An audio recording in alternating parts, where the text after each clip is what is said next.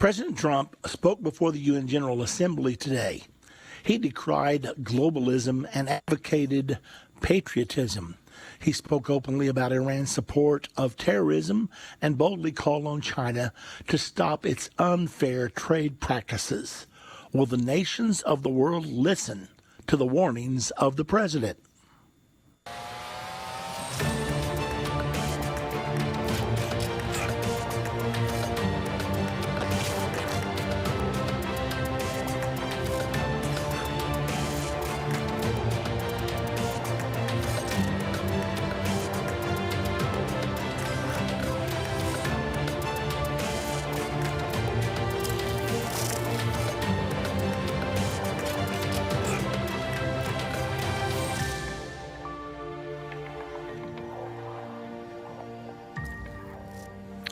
It's always a special day when the leaders of the world come together in New York at the UN headquarters. All of them have an opportunity to speak there, and most of them very candidly speak what's on their mind. They deal with what they believe are the biggest issues facing the world at this particular time, and they also address the burning issues of their particular nation. Well, that process started today, and President Trump was one of the first speakers to start that process this morning. So we're going to be talking today about what President Trump and others had to say at the UN. It's always so revealing when you see what the leaders of the entire world are actually thinking. Now, before we dive into this subject, a very important subject, let me remind you that our brand new Revelation commentary series, The Unveiling of Jesus Christ, Volume 1, is now available. It came available earlier than we thought. For all of you that will pre-order, we have an incredibly special thing to offer. If you will pre-order before October the 1st, that this pre-order, you will receive $580 in bonus items. That will include a book called Skin Deep on the Mark of the Beast, a limited edition of Endtime's Final 7 Years coin. We had it specially made. It has a picture of the Jewish temple on the front, and below it says the final 7 years. Below that it says, they that understand among the people shall instruct many.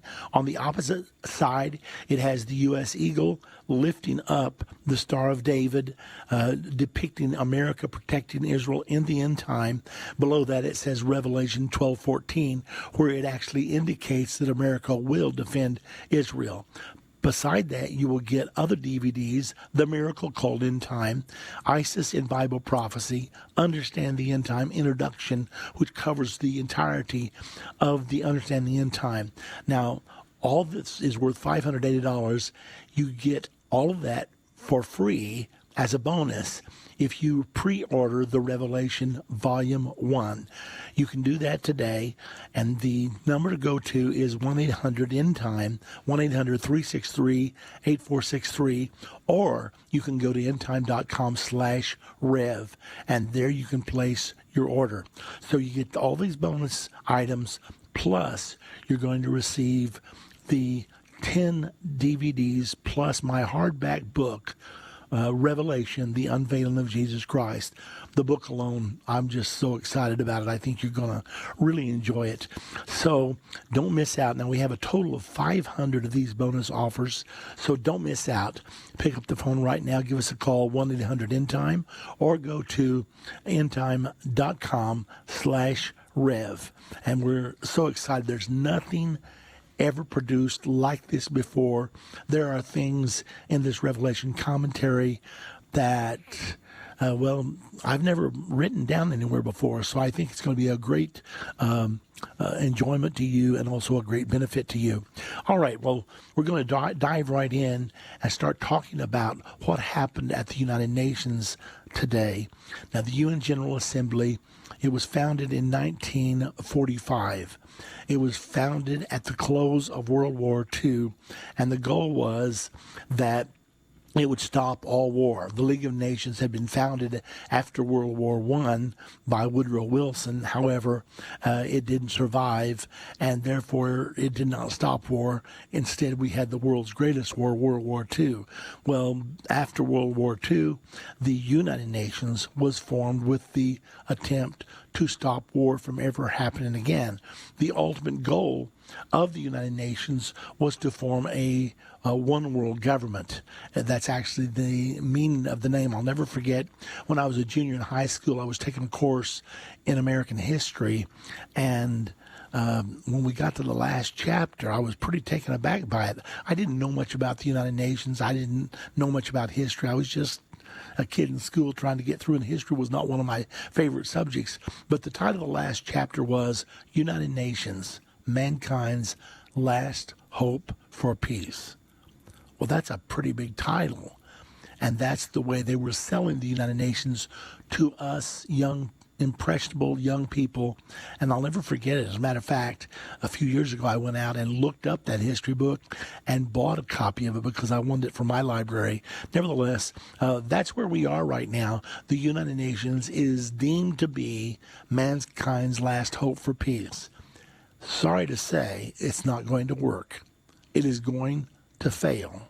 The Bible teaches that just ahead of us will be the greatest war the world has ever known. The United Nations is not going to be able to stop it. I wish it could. Nevertheless, it's not going to happen. But you're going to listen. We're going to give you some quotes from President Trump's speech and others today, and I'm sure it'll be very interesting to you. So stay with us. We'll be right back.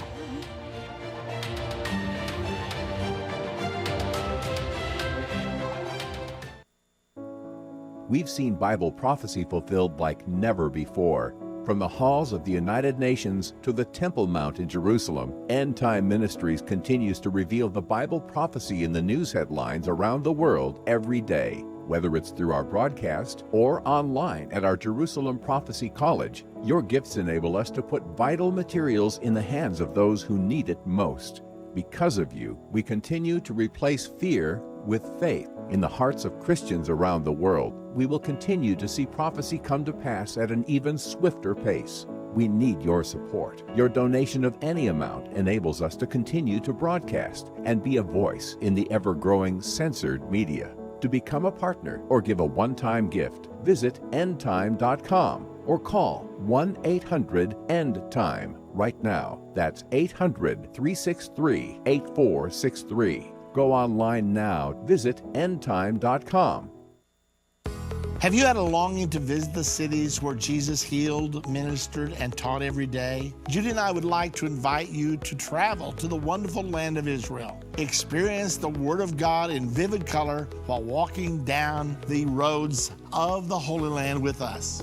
When you are ready to experience Israel, we recommend you travel with Endtime Ministries. You will not only experience historical and present-day Israel, you will also learn about the prophesied future to come. It's as if we traveled back in time to visit a different era and discovered ourselves in an ancient time. The tour is very well organized, the accommodations are first class, and the food is delicious. If you have ever had a desire to visit Israel, there is no better time than now. Anne from Colorado. To sign up to receive your Experience Israel 2019 packet, call Adrian or Jana at 1-800-ENDTIME or go to endtime.com. We can't wait to experience Israel with you.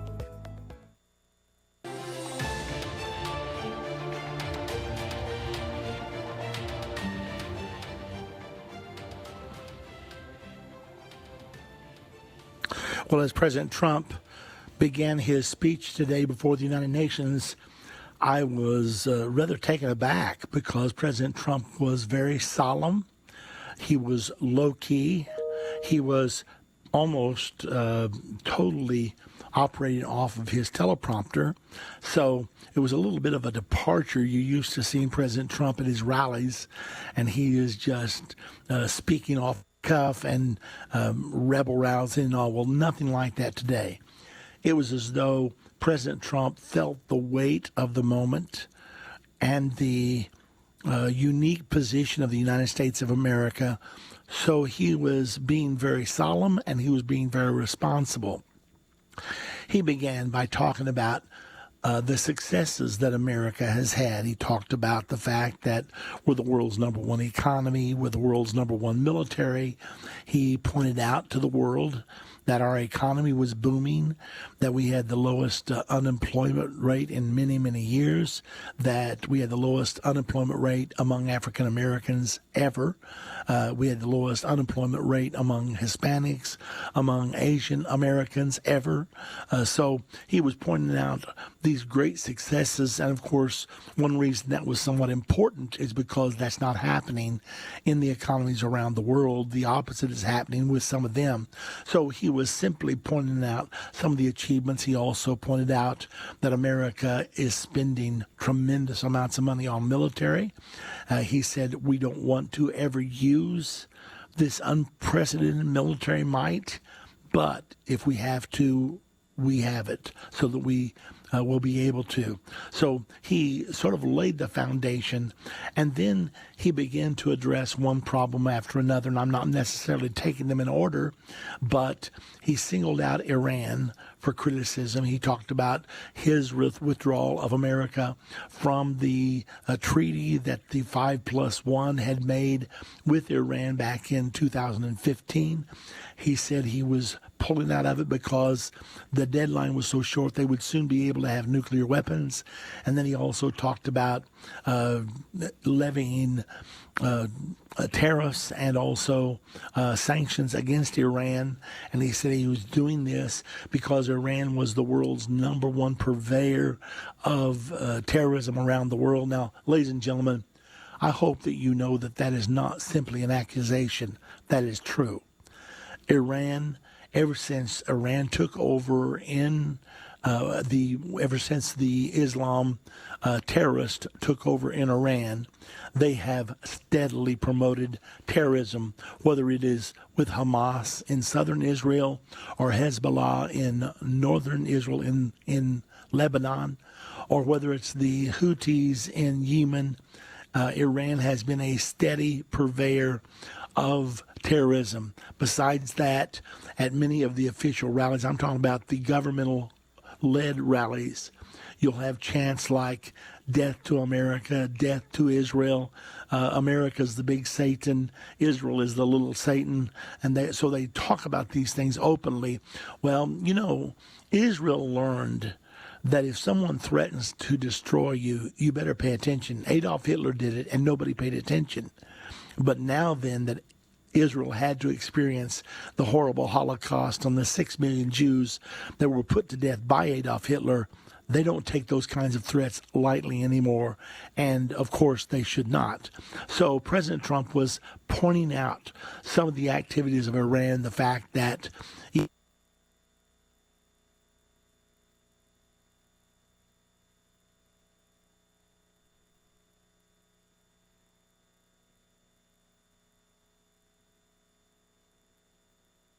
ready to drive Israel into the sea. But God is watching, because when half of Jerusalem falls, the Bible says in verse 3 of Zechariah 14, then shall the Lord go forth and fight against those nations. So that's going to trigger the second coming. And the Bible teaches at the second coming, we're going to be caught up to meet Jesus in the air. As he is descending, we will be ascending.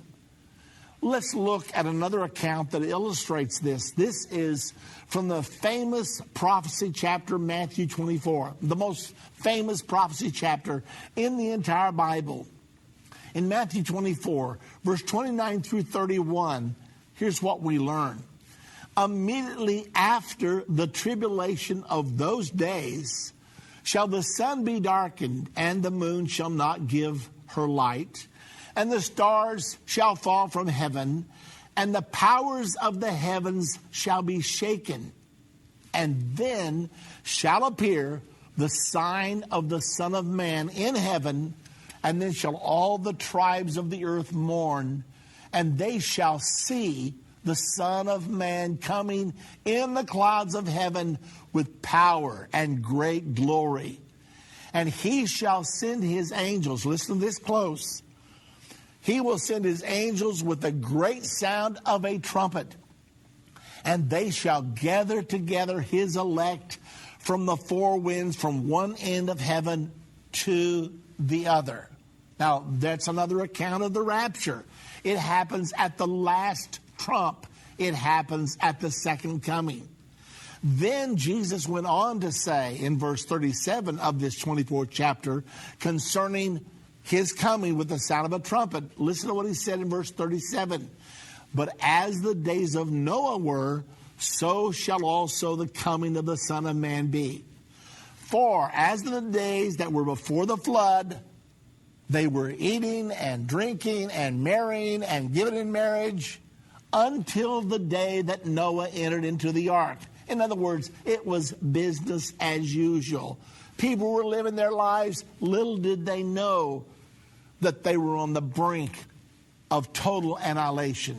Verse 39 goes on to say, and they knew not until the flood came and took them all away.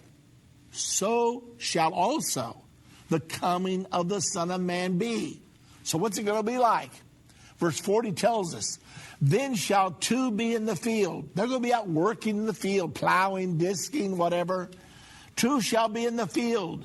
The one shall be taken and the other left. The one was taken because that person was right with God. That person was ready for the rapture. But the other is going to be left behind. Verse 41. Two women shall be grinding at the mill. They'll be grinding their corn into meal or their flour. The one shall be taken, the other left. Can you imagine two women working together around a table or over a grinding stone? And all of a sudden, the one changes from mortal to immortal and then leaves the ground. And the other one looks up startled and watches her friend go into the sky. Her friend probably has witnessed to her, told her about the rapture, urged her to prepare herself, but she never did. So, two will be grinding at the mill, one taken, the other left. And then here's what Jesus said. This is verse 42. Watch therefore, for you know not what hour your Lord doth come. So, just think about this. Two in the field, one taken, the other left. One man's driving a tractor, plowing. Another man is behind him, disking. And the one running the disc looks up and he sees his friend leave the tractor. And the tractor comes to a halt and the man goes through the air. And he knows it's the rapture because this man has witnessed to him. Once again, two women grinding at the mill. One gone, the other left behind. We're talking about the most important day of your life, the most important day of my life. Miss any appointment you have. Miss the most important appointment you ever will have in this life. But do not miss the rapture, whatever you do. Now let's talk about what we need to do to be ready for the rapture. Jesus said in John chapter number 3, verse 3, Jesus answered and said unto him, verily, verily, I say unto thee, except a man be born again, he cannot see the kingdom of God. Then Jesus repeated it in verse 5 and said, except a man is born of the water and the Spirit, he cannot enter the kingdom of God. So Jesus is simply saying, except you're born again, you won't make the rapture. You're not going to be a part of my kingdom. Now, let me make it simple for all of you, because this term born again to some people may be a foreign term. Jesus, when he came here to earth, came here to author for us the plan of salvation. There were 3 steps to his work on Calvary.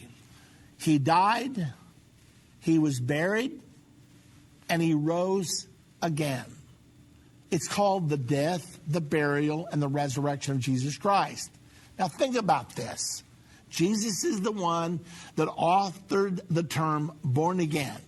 So if a person dies, they're buried, they raise again, that's being born again. So Jesus called his plan of salvation being born again. Now the Bible tells us that the gospel is the death, the burial, and the resurrection of Jesus Christ. And yet Scripture also tells us that we must obey the gospel. So how do we obey the devil? Okay, ladies and gentlemen, these are the wonders of remote broadcasting. And so I was temporarily disconnected from you, but we are back. Now, I don't know exactly at what point I left you, but I'm going to try to pick it up. Let's talk now about China, because President Trump, while he was speaking before the UN, he addressed China directly. You know, President Trump does not have the philosophy of many leaders before them used to. They would speak in very clouded terms, so you didn't know for sure exactly what they were saying. However, when Trump talks to you, I mean, he'll talk straight face to face, and there's no question about what he means. So that's what happened at the United Nations earlier today. President Trump said America knows that while anyone can make war, only the most courageous can seek peace. Then he turned to talk about China. Mr. Trump listed his complaints against China, including massive market barriers that China holds up, product dumping practices, and forced technology transfers. He railed against the World Trade Organization for failing to compel China to liberalize its economy and called for drastic change to the international trade system. The second largest economy in the world, he said, should not be allowed to declare itself a developing country at the expense of others. Now, if you're called a developing country, you get all kinds of trade breaks before the World Trade Organization that the other countries do not get. Well, Trump says, hey, wait a minute, time out. China is the second largest economy in the world next to the United States, and yet she's still declaring herself a developing country and getting all kinds of breaks. So China was calling this out very straightforwardly, and he was insisting that it's time for China to step up. Now, we all know that China has been growing by leaps and bounds since 1979. I think they've averaged close to a 10% per year growth over the last, what would that be, the last 35 years or so. Well, that's incredible growth. After all, America, if we grow 2 or 3% per year, we pat ourselves on the back and feel pretty good about it. However, China has grown 10% per year on the average. Well, the one way she's done that is by growing on the back of America, because we have a deficit with China. Well, we've been running a deficit of about $500 billion a year. Now, what does that mean? That means that they are taking $500 billion, they're making $500 billion more off of us than we are off of them. So their coffers every year are becoming $500 billion fuller. Ours are becoming $500 billion less, leaner. So President Trump said, hey, time out. We can't go on like this. Now, this is just simply common sense. But our leaders up to now have been willing to let that happen. I don't know exactly why. Some of them, I'm sure why, because they're embracers of socialism. So they wanted to redistribute the wealth by allowing America to lose on all of our trade deals and letting the other countries that they deem to be poorer than us gain on the trade deals. However, President Trump is not willing to entertain that kind of thinking. So consequently, he is now saying to China, we must renegotiate. Now, while he's saying this, the leaders of China are sitting right back there in the UN, and he's speaking to them face to face. And all this that President Trump said, he was not belligerent. He was not unkind. He was very steady. And it was like he didn't want to say things too vociferously, but he just wanted to lay the facts out there in very monotone but matter-of-fact way to let the nations of the world know, I'm not being emotional about this. I am simply stating the facts, and anybody who cares about the truth, you know that this is the truth. Now, as President Trump moved on, he talked about decriminalizing homosexuality. And we have no evidence that President Trump is a big promoter of homosexuality, but he also does not believe that homosexuals should be put to death or should be put behind bars. He doesn't believe those things. So consequently, he mentioned, and there are many nations who do, many of the Arab nations, they will behead people who are caught committing acts of homosexuality. Now, in America, it was a crime to commit a homosexual act up until about 1960. So it hasn't been too long until we held the criminalization of homosexual acts. Well, President Trump is not saying that that should be done. He's merely saying that they should not be criminalized, whether he approves of it or does not approve of it. Also, Mr. Trump insisted that the U.S. is working to ensure women across the globe can have the same rights as men to own and inherit property, travel freely, and access credit. Only this year has Saudi Arabia, the women in Saudi Arabia, been able to drive automobiles. And most of them, in many Arab countries, they still cannot leave their homes without a male escort, either their husband or one of their male relatives. I mean, they hold that tight of a rein upon women. Well, President Trump is saying, wait a minute, that's no way to treat women, because they should be able to inherit property, to travel freely, and to have access to credit, to start businesses just like men are able to do. So he was saying this to people right now out there in front of him that did not agree with that, but he is championing the cause of treating women equally. Then he went on to talk about Venezuela. He talked about the nightmare of socialism in Venezuela, how Venezuela was one of the most prosperous nations in South America. I mean, they were just booming wealthy a few years ago. Then they installed socialism, and now then people wait in line for 10 hours just to get something to eat. So it is a horrible nightmare that's happening in Venezuela, and President Trump pointed out that that's the reason America is against socialism, saying America is never going to be a socialist country, that socialism has resulted in 100 million deaths over the 20th century, which you can prove. So he was making some very powerful points that needed to be made. I think President Trump made our nation proud today. Now we're going to be taking your calls in the next half of our program, so get yourself ready. The number to call to be on the air with me, 877-Endtime. Move Mountains with Irvin Baxter. This book by Irvin's grandson provides 30 days of devotion that will enhance your relationship with God and others. Authentic illustrations from early morning devotions at Endtime will help you find your purpose and eliminate fears. Commit to taking this 30-day journey and experience real life change. Get your book for only $14.99. Call 1-800-363-8463 or go to endtime.com/move. If ever people needed to hear the unvarnished truth, it is now. There are some subjects that are not politically correct to talk about, but they're urgent. That's why I'm grateful for Endtime magazine. If you're not a subscriber, you're missing information that will impact your life. Endtime has a bi-monthly magazine that explains how current events are fulfilling Bible prophecy. You can get a 2-year subscription for only $29. You can also get a bulk subscription and pass them out to your church. We have gotten reports that Endtime magazine has caused spiritual awakenings in churches when they see the prophecies being fulfilled right now. You can start your own ministry and lead them in doctor's offices, libraries, laundromats. You never know if you might be responsible for saving someone who is searching for the unvarnished truth. That's what the magazine has done in many lives.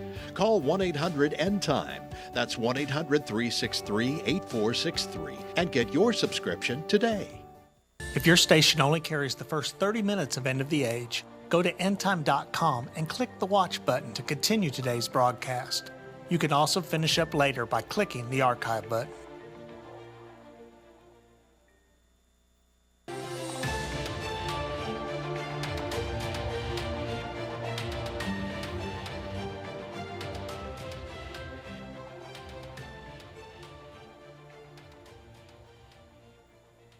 For just 6 more days, you can pre-order The Revelation, The Unveiling of Jesus Christ, Volume 1, And if you pre-order, you're going to receive $580 worth of bonus items. Now, one of the items alone is our silver coin, especially minted for Endtime Ministries. It's the final 7 years coin. And people up till now have paid $500 to receive that coin because it is such a special collector's item. However, if you pre-order, we're going to give that to you free, as well as the book Skin Deep about the Mark of the Beast, plus the Miracle Called Endtime DVD, plus ISIS in Bible Prophecy DVD, plus Understanding the End Time Introduction DVD. You'll get all of that as a bonus when you order the Revelation Volume Number 1. And when you order that, you'll get the bonus items immediately. But there's not going to be very long for you to wait now for the rest for the 10 DVDs plus the hardback book. First time ever published. I am so excited. People are nearly grabbing it out of our hands, saying, I've never seen anything like this before. So anyway, you can order it today, and you'll get the pre-order special. And all you have to do is to either go on the web to endtime.com/rev, R-E-V, or you can call us at 1-800-END-TIME. That's 1-800-363-8463. Now, don't wait, because like I said, there's only 6 days left on this special, and then the bonus items will go away. You won't be able to get them anymore. So this is really a great opportunity, and I hope you'll take advantage of it. I'm so thrilled about the Revelation commentary, the unveiling of Jesus Christ. I discovered that there are 4 accounts of the second coming in the book of Revelation. I've never seen this taught anywhere before, but in my studies through the years, it's gelled in my mind that there are 4 different accounts of the second coming, but they're all the same account, but it's told from a different way. It's almost like the book of Revelation is written like the Gospels, Matthew, Mark, Luke, and John, 4 different accounts of the life of Christ. Well, the book of Revelation has 4 different accounts of the events preceding the second coming and then the second coming. It presents it in one way, then it presents it in another, then it presents it in another, and then in another. And you will see that in the DVDs, plus they're all animated. You're going to love this. So anyway, if you're interested, don't wait. Oh, by the way, Christmas is coming up. These make wonderful Christmas gifts, so that's something else that you may keep in mind. Matter of fact, well, anyway, I'll let you take it from there. Okay, let's get back to our subject today. Plus, I am ready to take your calls. The number to call if you'd like to be on the air with me, 877-END-TIME, 877-363-8463. Now, while we're waiting for you to make your calls, now, if you want to order any of our material, that's 1-800-END-TIME. But to be on the line with me, 877-END-TIME. Now, as President Trump was talking about Venezuela, Nicaragua, Cuba, and other South American countries that have tried socialism and it's turned out to be a horrific nightmare, he was really banging away. Now, there's a good reason for him to do that, because we now have several open socialists running for president. As a matter of fact, our Democratic Party is pretty well become a socialist party. Of course, Bernie Sanders, he openly declares himself to be a socialist, but Elizabeth Warren believes the same thing that he believes, and along with several others. So the Democratic Party has pretty well become the Socialist Party of America. Did you ever believe you would see it? I mean, I never thought I would. I mean, growing up, socialism, socialism's the same thing as communism, right? If you vote for socialism, you're voting for communism. You say, wait a minute, I don't believe that.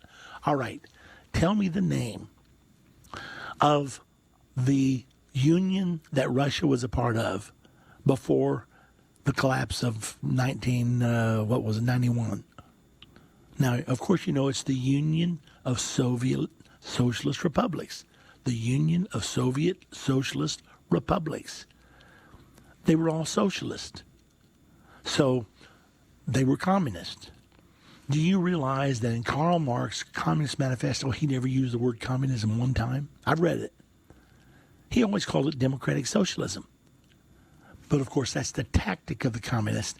They call it something else, even though they know you're afraid of communism, so they'll call it democratic socialism. And everybody says, oh, that sounds like a nice name. No, it's not a nice name. Socialism it's the pathway, it's the highway to poverty. It's the highway to governmental control. It's the highway to loss of liberty, because government wants to start taking charge of everything you do, everything you listen to, everything you watch. It's an increasing encroachment of laws. So we better know the difference right now between socialism and free enterprise, because if we don't, we're liable to wake up socialistic and not wonder how we got there. Let me drop something in you need to be really aware of. Most of the world is going socialist right now. The United Nations sees itself as the coming one world government, and that government will be socialistic. You say, wait a minute, you're making wild charges you cannot support. I can support them. Hang on. Who is the present head of the United Nations? The present head of the United Nations, Antonio Guterres, is from Portugal. He was the president of Portugal. He ran under the Socialist Party to become president. Well, then after that, he left there and became the president of the Socialist International. There's an organization in the world. They meet at least once a year. It's called the Socialist International. It's the International Organization of Socialists. Antonio Guterres, he had that position next. Then he was selected to be the Secretary General of the United Nations. A socialist is the head of the United Nations. I'm not talking about just a little socialist. I'm talking about the guy that was the president of the Socialist International. You may be thinking, well, how did he get that position? With the approval of Barack Obama, because we have veto power over the person that becomes the Secretary General of the United Nations. And President Obama not only did not veto him, but he promoted him. President Obama wanted a socialist to be the head of the United Nations. You say, well, I'm really getting confused now. Why would he do such a thing as that? Do you happen to remember during the first election campaign when Obama was running for president, and this guy by the name of Joe the plumber came up to him and said, Mr. Obama, do you believe in wealth redistribution? And President Obama said, well, I do think the wealth needs to be spread around. The way he answered it, he obviously said yes. Well, wealth redistribution is one of the central planks in the platform of international socialism. So he was embracing it way back then. No wonder that he promoted a socialist to be the head of what we know today of as one world government. Now, does it hurt you if I just tell you the truth? I mean, there's no use us hiding our head in the sand and acting like the only thing you know for sure is there's nothing you can know for sure. I mean, we've had enough of this gobbledygook. We need to talk about it. And furthermore, you know, the Bible tells you that the end-time world government, the Antichrist, is going to be a socialist government. Go to Revelation 17. You'll see there is a 7-headed, 10-horned beast.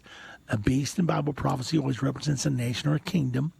And that 7-headed, 10-horned beast is the beast that will be ruling the world at the time of the second coming. Read the whole 17th chapter of Revelation. And that beast is a red beast. Red is used in everyday life as the symbol of communism or socialism. Red China, red Russia. And Almighty God knew that that would be the case 2,000 years ago. So when he wanted to let us know in Bible prophecy how all that would come together, well, he used red as the color of a beast, symbolizing the end-time one-world governmental system. Okay, well, listen, we've got our lines totally open today. First time we've had that in a long time. If you want to get on with me right now, give us a call. The number to call is 877-END-TIME, 877-363-8463.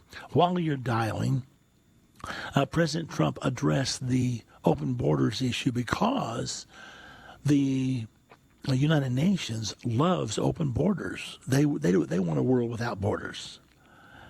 Over the last few years, there have been millions of dollars given to encourage migrants to leave their homes and go somewhere else. I mean, we haven't had this problem always like we have now. How did it start? Who's behind it? Who's promoting it? Who's financing it?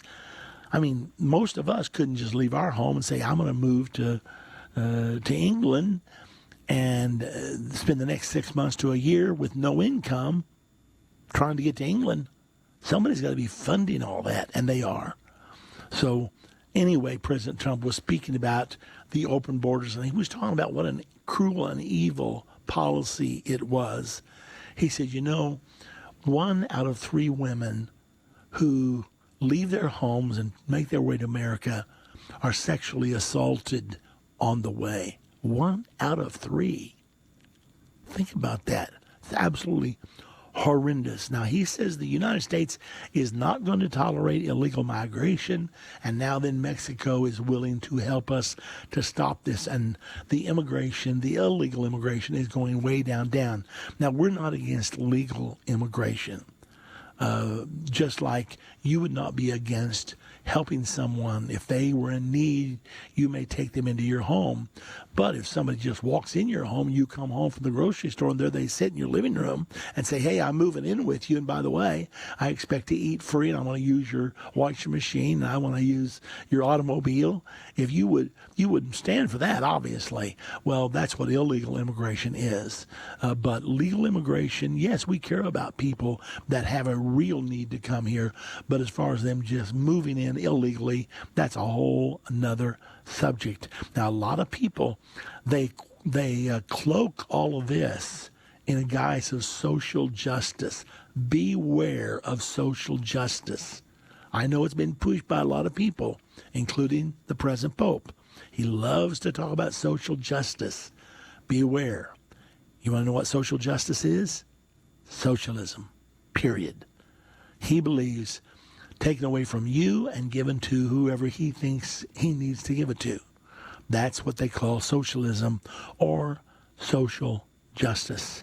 Now, here was President Trump's closing statement. I'm getting ready to come to the phones. He said that as long as he's president, the U.S. will enforce its laws and protect its borders.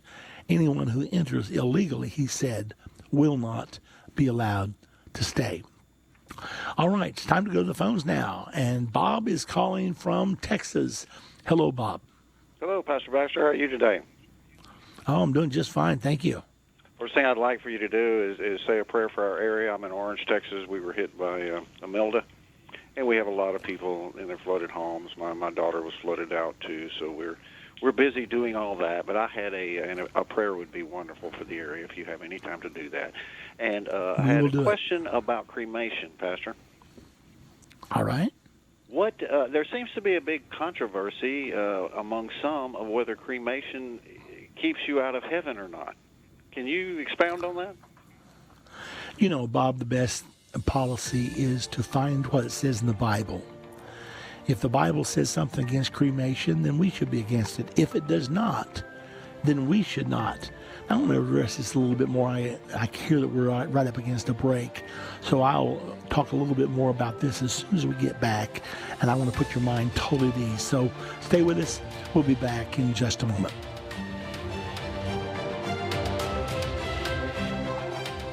Many Christians admit end-time Bible prophecy is very complex and difficult to understand, and for some, a little bit scary. But what if you could understand Bible prophecy? What if you could know what will happen and how the United States will play a key role during end-time events? When you call today and get Understanding the End Time DVD curriculum, you can have peace about what is to come while understanding the prophetic events that appear in our headlines every day. When you call or go online to endtime.com and order, you'll learn the answer to the biggest prophecy question of all. Will the rapture take place, and when will it happen? This 14-part DVD series is the definitive end-time prophecy Bible study available. And for this limited time, you can get it for just $149. Don't miss this special offer. Understanding the End Time. Call now, 1-800-363-8463. That's 1-800-END-TIME. Or go to endtime.com today.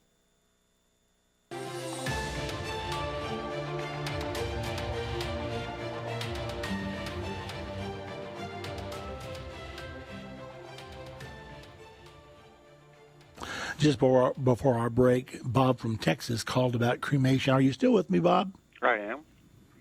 Okay. There's nothing in the Bible about cremation for or against it.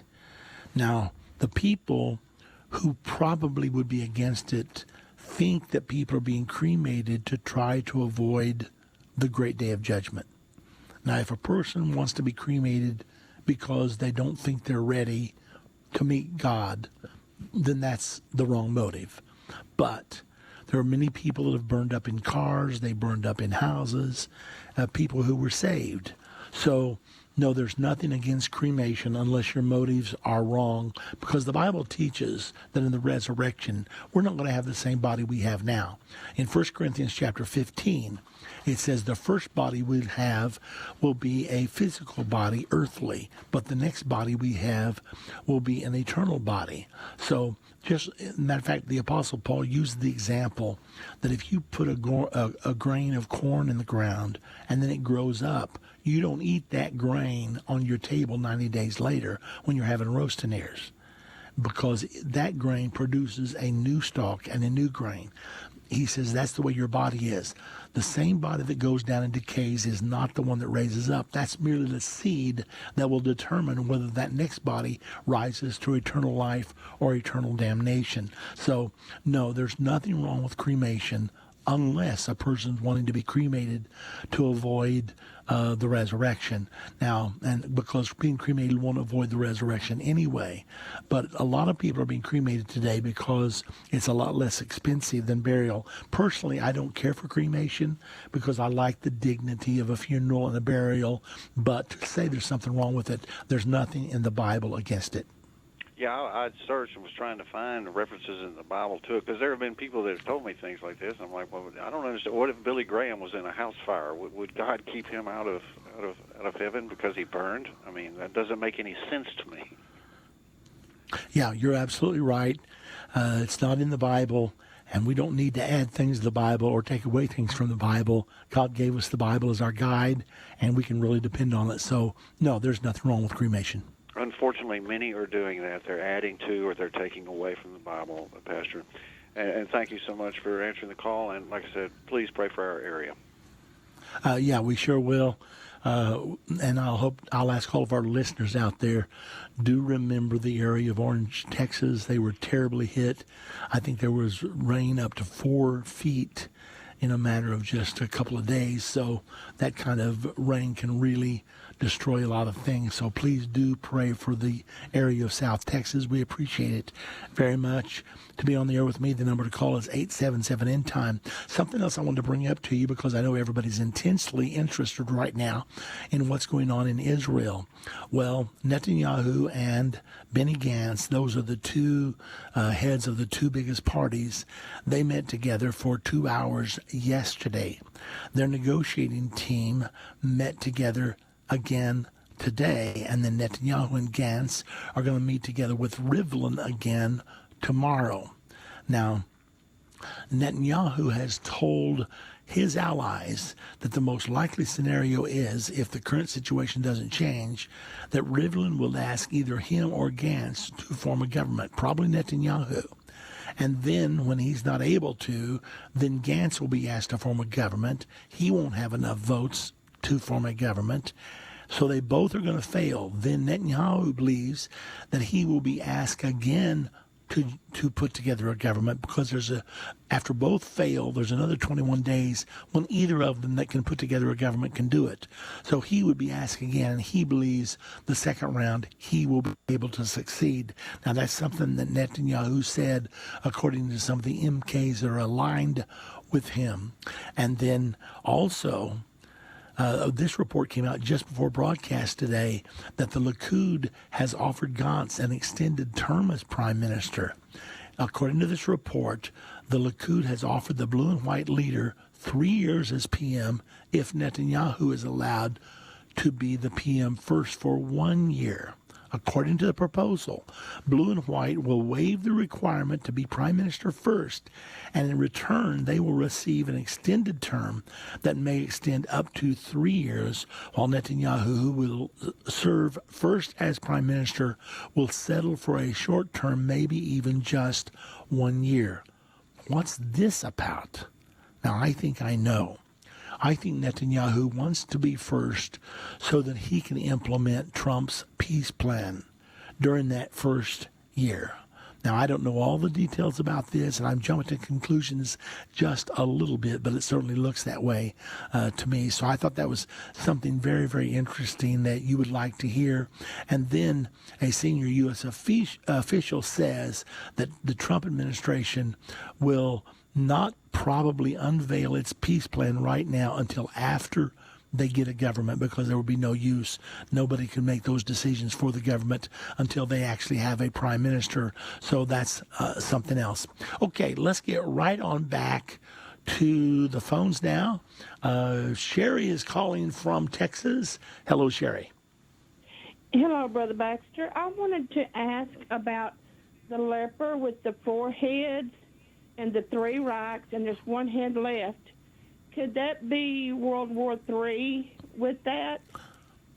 Well, let's make sure everybody understands the leopard is the symbol of Germany. And in Daniel 7, every beast there had 1 head each except for the leopard. And the leopard had 4 heads. A beast in Bible prophecy always represents a nation or a kingdom. Multiple heads on a beast symbolize the number of times that nation will rise and fall.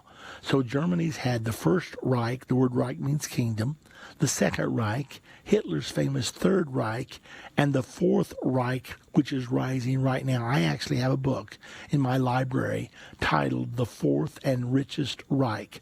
So the present resurgence of Germany as a world power, and it is resurging right now, that is the 4th head. So it would not represent World War III. Now, it could be that Germany might end up in World War III. We don't know that yet. The Bible doesn't tell us. But the 4th head represents the 4th Reich, which is now rising. Okay. All right. Well, thank you. Okay. Thank you very much. And now then, let's go to Greg. Greg is calling from Iowa. Hello, Greg. Hello, Pastor Baxter. Thank you very much for taking my call.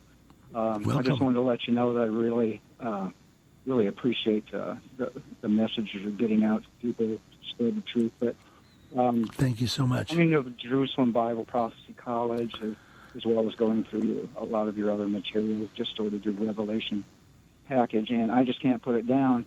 One of the things that I was going through my head that I wanted to ask you about is concerning the 2 witnesses during the final 3.5 years. Yes.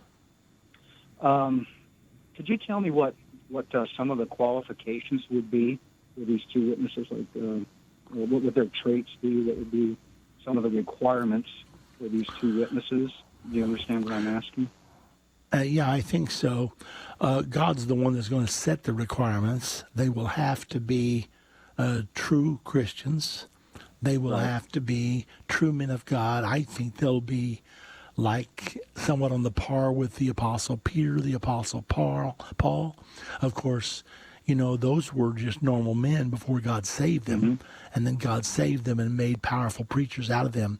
These will actually be probably the 2 greatest preachers since Peter and Paul, and they will impact the world in such a tremendous way, and God will use them to generate revival around the world. So those are the main things I see. They'll definitely preach the truth. I think they're probably going to have a very thorough understanding of Bible prophecy, because they're going to oppose the Antichrist and the false prophet, and they're going to know everything they're going to do before they ever do it.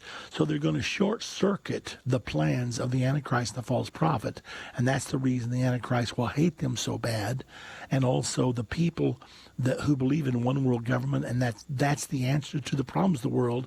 They're going to hate the 2 witnesses, because the 2 witnesses will tell the people, do not follow the Antichrist and his religious partner into their one world government, one world religion. If you do, you'll be forever damned. They'll also speak against his program of the mark of the beast.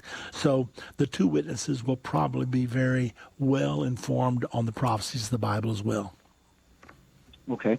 I don't know if anybody's ever mentioned this to you, but I was thinking as far as who could be better witnesses of these two witnesses. I don't know if anybody's ever mentioned the fact that it'd be possible that you and Dave could eventually end up being in that role. I can't think of anyone else that has greater knowledge of the end times and the truth of what's going on behind the scenes in the world. That was just a thought that came in my head. I don't know if anyone's ever mentioned that to you before. Well, yeah, probably 1,000 people or so have mentioned this to us. However, I don't know who the two witnesses are, and that will be up to God to make that choice, not me. I know there's a lot of people who've come to me and said that they think they're one of the two witnesses. I've never been willing to say that because, first of all, why would anybody volunteer to be killed and lay in the streets for 3 days and a half? That's not a very good ambition. But, of course, if God calls a person and they're sold out, they would be perfectly willing to do it. But the bottom line is, I do not know who the two witnesses are. I believe God knows right now. I do believe they're on the earth right now.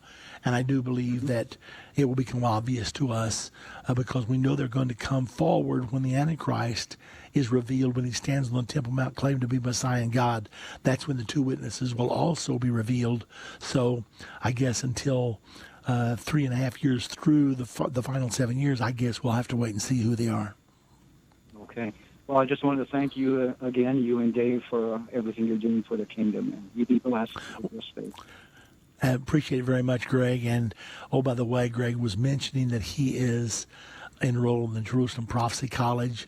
I've got so many people coming up to me almost every day saying, I'm in your college. I'm learning things I've never learned before. If you're out there and you want to get yourself ready for the final 7 years, which, by the way, could start it could easily start in the next 12 months. Now, that's not a prediction. I cannot tell you for positive. But President Trump has this peace plan that he is holding until Israel gets a government set up, and then he wants to put it forward. If that happens, and if that meets the criteria of the peace plan in the Bible that marks the beginning of the final 7 years, you and I could be in the final 7 years in the next 3-6 months or so. We'll just have to wait and see how it all plans out. But we need to get ready because I don't see it being much longer than that. In order to get ready, the Bible says, study to show yourself approved unto God, a workman that needs not to be ashamed, rightly dividing the word of truth. If you're not yet enrolled in the Jerusalem Prophecy College, I know of no other tool in the world that will get you ready better to be used of God in these last days. The Bible says they that understand among the people shall instruct many, talking about the days just ahead. I know of no other tool that will help you than the Jerusalem Prophecy College. Here's what you do. Go to JerusalemProphecyCollege.com. Register, enroll in your first course. And I know it'll be a great blessing to you. Now, I don't want to blindside you. There's a small tuition. And when I say small, I mean really small. I mean, normal tuitions in a college will run from many hundreds of dollars per semester to thousands. I know Harvard is like $40,000 per semester. But we put ours as low as we could, $59 a semester. That's all. And almost anybody can do that. Let's say you finish a semester every 3 months. That would be $59 every 3 months. So go to JerusalemProphecyCollege.com. Get started. I beg of you. I urge you, get started today. I'd love to see some of you finish it by the time we get to the end of this year because we're going to need you. They're getting ready to sign this peace deal. You got to get ready. So JerusalemProphecyCollege.com. Register, enroll, get started. I love you all. God bless you. We'll see you tomorrow.